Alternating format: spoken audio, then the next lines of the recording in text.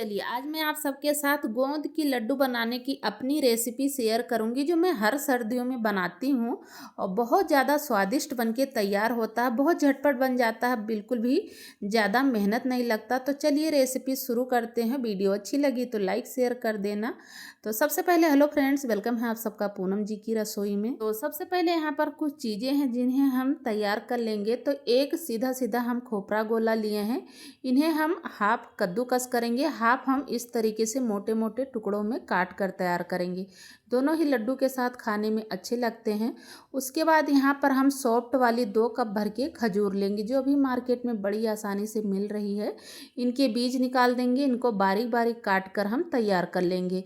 इनको हम बिल्कुल भी नहीं पीसेंगे, फिर भी ये लड्डू में बिल्कुल नहीं दिखेंगे। बारीक बारीक कट कर लेना है। उसके बाद गैस ऑन करके कढ़ाई चढ़ा दिए हैं। सबसे पहले जिन चीज़ों को हमें ड्राई रोस्ट करना है उन्हें हम सबसे पहले करेंगे। तो हाफ कप यहाँ पर हम कद्दू के बीज लेंगे, इन्हें हम सबसे पहले कढ़ाई में डालकर 1 से 1.5 मिनट बढ़िया रोस्ट करेंगे क्योंकि इनमें ज़्यादा टाइम लगता है। गैस का फ्लेम हम यहाँ लो या मीडियम के बीच रखेंगे। उसके बाद हाफ कप हम लेंगे सूरजमुखी के बीज, इन्हें भी हम 1 मिनट तक कद्दू के बीज के साथ अच्छे से चला लेंगे। हल्का हल्का जब ये चटकने लगे तो लास्ट में हम डाल देंगे ये तरबूज के बीज यानी कि वाटरमेलन सीड्स।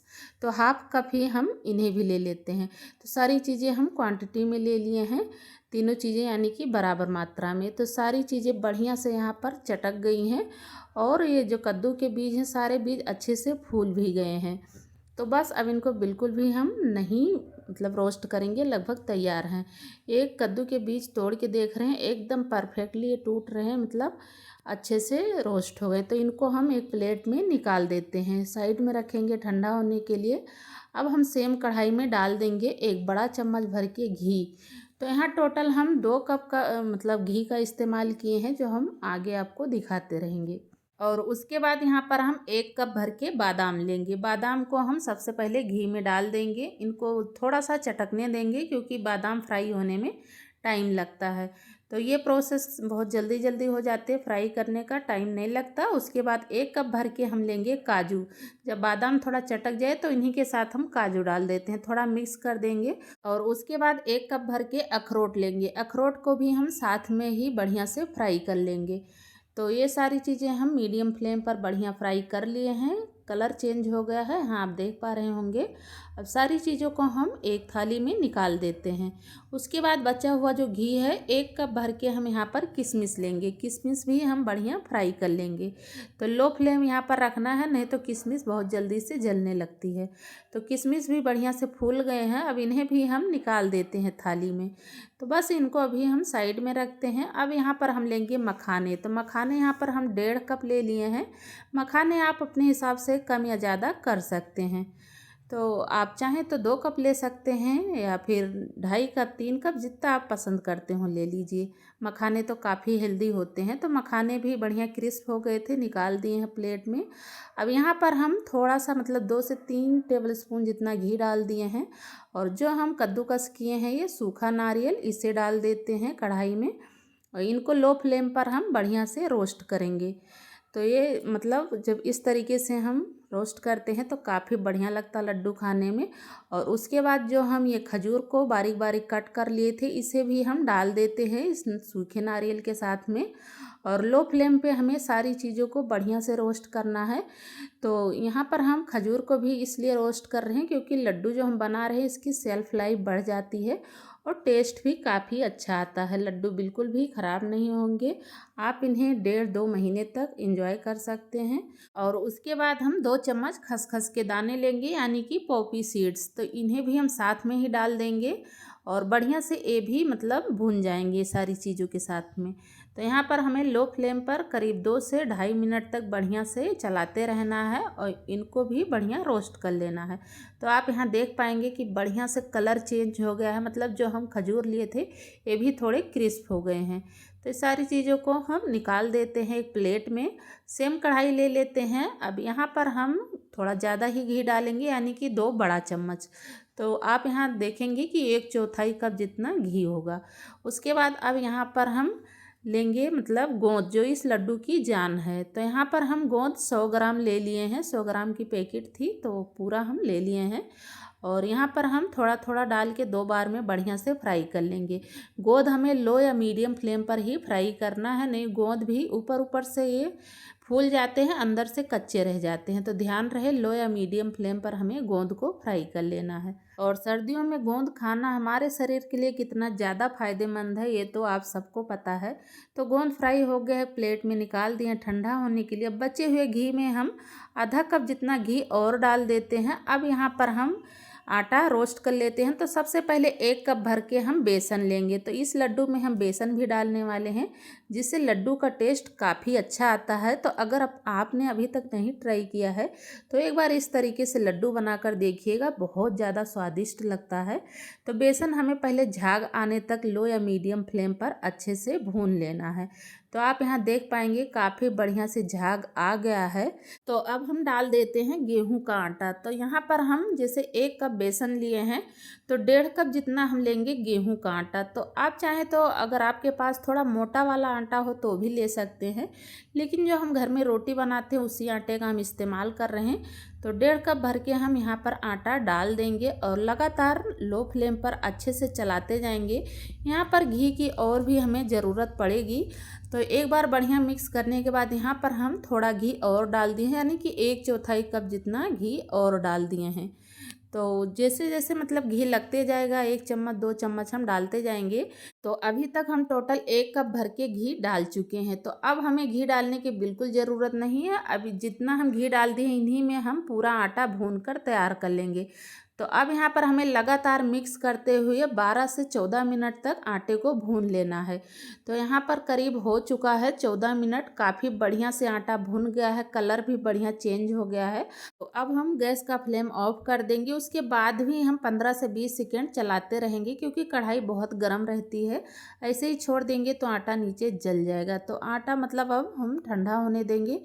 तब तक इधर हम जो सारे ड्राई फ्रूट को फ्राई किए हैं इनको हम पीस कर तैयार कर लेंगे। तो सबसे पहले मखाने को हम पीस लेते हैं और उसके बाद ड्राई फ्रूट आप चाहें तो पीस सकते हैं या फिर इनको थोड़ा दरदरा कूट कर भी ले सकते हैं। तो यहाँ पर हम पहले सोच रही थी कि सारी चीज़ों को पीस लूँ, लेकिन पीसते टाइम में बहुत बारीक दिख रहे थे, जो कि लड्डू खाने में बिल्कुल भी मज़ा नहीं आता। अगर आपके घर में बुजुर्ग हैं तो आप ये सारी चीज़ें पीस कर ले सकते हैं, लेकिन मेरे घर में मेरे बच्चे, मेरे हस्बैंड, मुझे ही खाना है तो मैं सारी चीज़ों को इस तरीके से कूट कर ले लेती हूँ। तो एक खलबट्टे की मदद से हम सारे ड्राई फ्रूट को इस तरीके से क्रश कर देते हैं, जो कि ना ये बहुत ज़्यादा मोटे रहते हैं ना तो बहुत फाइन रहते हैं। जो ये चंक्स होते हैं लड्डू खाते टाइम मुंह में आते हैं ना, बहुत ज़्यादा बढ़िया लगता है। तो ये लीजिए सारी मतलब ड्राई फ्रूट को हम बढ़िया से दरदरा कूट कर तैयार कर दिए हैं। और किशमिश हम सारी चीज़ें एक साथ मिक्स कर लेते हैं। और जो मखाने ड्राई फ्रूट थोड़ा सा पीस लिए थे इन्हें भी हम मिक्स कर लेते हैं। साथ में खजूर, सूखा नारियल, ये सारी चीज़ों को हमें एक साथ ले लेना है। और उसके बाद जो ये हम फ्राई करके रखे हैं गोंद, ये भी ठंडा हो गया है। तो खलबट्टे की मदद से इन्हें भी हम हल्का हल्का क्रश कर देते हैं। आप चाहे तो हाथों से मैश कर सकते हैं या तो फिर मिक्सर में इनको 1 से 2 बार घुमा सकते हैं। तो आप यहाँ देखेंगे काफ़ी बढ़िया से क्रश हो गए हैं, बिल्कुल भी चंक्स नहीं है। तो इनको अब हम साथ में ले लेते हैं। और उसके बाद जो हम सारे बीज को ड्राई रोस्ट किए थे इनका छिलका हमें उड़ाना था। थोड़े बहुत इनमें कचरा भी रहते हैं, तो जिसको हम थाली ऊपर नीचे मतलब उछालते हुए इनका जो कचरा होता है उसको उड़ा दिए हैं। और इनको हम बढ़िया से दरदरा पीस कर तैयार कर लेते हैं। इसको हम सीधे सीधे बिल्कुल भी नहीं लेंगे, इनको हमें पीस कर ही लेना है। तो 2 बार में हम सारे मतलब बीज हैं उनको पीस लिए हैं। और सारी चीज़ें एक साथ अब हम मिक्स करेंगे। तो एक बड़े बर्तन में डाल दिए हैं। उसके बाद आटा भी थोड़ा ठंडा हो चुका था तो इसे भी साथ में ले लेते हैं। और यहाँ पर हम 4 चम्मच जितना सौंठ पाउडर ले लिए हैं। तो मार्केट का सौंठ है, इसमें ज़्यादा खुशबू तो नहीं रहती, तो आप अपने टेस्ट के अनुसार कम या ज़्यादा ले सकते हैं। सौंठ पाउडर डालने से काफ़ी हेल्दी रहता है। तो अब सारी चीज़ों को हम एक साथ मिक्स कर देते हैं। तो यहाँ पर हम इस तरीके से लड्डू बांध रही थी तो इनमें हमें घी ज़्यादा दिख रहा था, क्योंकि हम ज़्यादा घी बिल्कुल भी खाना पसंद नहीं करते हैं। इसलिए घी की मतलब मात्रा कम करने के लिए यहाँ पर हम 1.5 कप कोकोनट कोकोनट का बूरा लेंगे, इसे हम बढ़िया ड्राई रोस्ट करेंगे और मिक्स करेंगे, जिससे घी की मात्रा कम हो जाएगी। अगर आपको घी की मात्रा ज़्यादा पसंद है तो ये प्रोसेस करने की बिल्कुल भी ज़रूरत नहीं है। तो यहाँ पर हम कोकोनट को बढ़िया ड्राई रोस्ट कर लिए हैं, अच्छे से खुशबू आ गई थी, तो इन्हें भी हम सारी चीज़ों के साथ मिक्स कर देंगे। आप यहाँ देखेंगे बिल्कुल भी कम हो गई है घी की मात्रा, एकदम परफेक्ट हो गया है मिक्सचर। तो अब यहाँ पर लड्डू बनाने के लिए हम लेंगे गुड़। तो यहाँ पर 500 ग्राम गुड़ है और आधा कप पानी डालकर इन्हें बढ़िया मेल्ट करेंगे। ऐसे कप से नापे तो ये 2.5 कप जितना गुड़ है।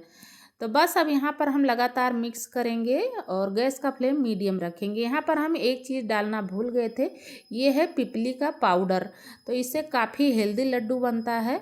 अगर आपके पास पिपली का पाउडर नहीं है तो काली मिर्च का पाउडर भी ले सकते हैं। तो यहाँ पर 1/2 चम्मच जितना ही हम लिए हैं। मिक्स करने के बाद थोड़ा सा हम मिक्सचर एक थाली में निकाल लिए हैं, जिससे हम लड्डू बनाएंगे। एक साथ सारे मिक्सचर में हमें गुड़ नहीं मिक्स करना है अगर हम अकेले लड्डू बना रहे हैं। हाँ, अगर आपके साथ कोई हेल्प के लिए हो तो एक साथ सारे गुड़ मिक्सचर में मिक्स करके और लड्डू बना सकते हैं। और यहाँ पर गुड़ बढ़िया से मेल्ट हो गया था, काफ़ी कचरा दिख रहा था गुड़ में, तो गुड़ को हम एक बार छान लिए हैं। छानने के बाद दोबारा कढ़ाई में ले लिए हैं और यहाँ पर हम गुड़ डाल रहे हैं तो बहुत मोटा सा तार बन रहे हैं। लगभग ये गुड़ पक के तैयार हो चुका है। तो यहाँ पर अब हम डाल देते हैं हल्दी का पाउडर, जिससे ये मतलब लड्डू और ज़्यादा हेल्दी बन जाएगा, जो सर्दियों में काफ़ी फ़ायदेमंद है। तो हल्दी को भी हम बढ़िया मिक्स कर लेते हैं, गुड़ के साथ में पका लेते हैं। आप देखेंगे यहाँ बढ़िया झाग बन गया है और यहाँ पर हम आधा चम्मच ही हल्दी पाउडर का इस्तेमाल किए हैं। अब यहाँ पर हम ये जो मिक्सचर लिए थे थाली में, इसमें हम थोड़ा सा गुड़ का सिरप डाल देते हैं, यानी कि 2 से 3 करछी जितना ही डालेंगे। उसके बाद यहाँ पर हम 1 चम्मच से बढ़िया मिक्स करेंगे। ध्यान रहे गरम रहता, तुरंत हाथ से नहीं टच करना है। अब यहाँ पर हम बढ़िया से मिक्स करेंगे। अगर गुड़ का सिरप कम ज़्यादा हो तो उसमें हम थोड़ा मिक्सचर डालेंगे और गुड़ का सिरप कम हो तो थोड़ा सा सिरप और डालेंगे। इस हिसाब से हम मिक्स करते जाएंगे और बढ़िया से लड्डू यहाँ पर बांध के तैयार कर लेंगे। यहाँ आप देखेंगे एकदम परफेक्टली लड्डू बन रहा, एकदम गोल गोल सा, नहीं तो इसमें गुड़ का सिरप ज़्यादा है और ना ही तो ड्राई फ्रूट कम दिख रहे हैं। सारे मेजरमेंट एकदम परफेक्ट है। यहाँ आप देख पाएंगे कितना फटाफट से लड्डू बन रहा, नहीं तो बिखर रहे हैं, नहीं तो टूट रहे हैं। एकदम बढ़िया बढ़िया सुंदर सुंदर लड्डू यहाँ पर हम बांध कर तैयार कर दिए हैं। तो जितना मिक्सचर तैयार किए थे सभी का लड्डू यहाँ पर हम बनाकर तैयार कर दिए हैं। और एक बार जितनी बार थाली में मिक्सचर ले लड्डू बनाने के लिए, उतनी बार गुड़ का सिरप एक बार गर्म कर लीजिए, जिससे लड्डू आपके एकदम परफेक्ट बनेंगे। तो ये लीजिए, यहाँ पर आप देखेंगे कितना ज़्यादा बढ़िया लग रहा है। अब इन लड्डुओं को हम ठंडा करेंगे, उसके बाद एयर टाइट कंटेनर में रखेंगे और इंजॉय करेंगे इन्हें 1 से 1.5 महीने तक। और मतलब 2 महीने भी आप रख सकते हैं, लेकिन बचने ही नहीं मिलता, क्योंकि बच्चों को बहुत ज़्यादा बढ़िया लगता है। तो ज़रूर ट्राई करना। वीडियो को लाइक शेयर कर देना। मिलते हैं, तब तक के लिए बाय फ्रेंड्स।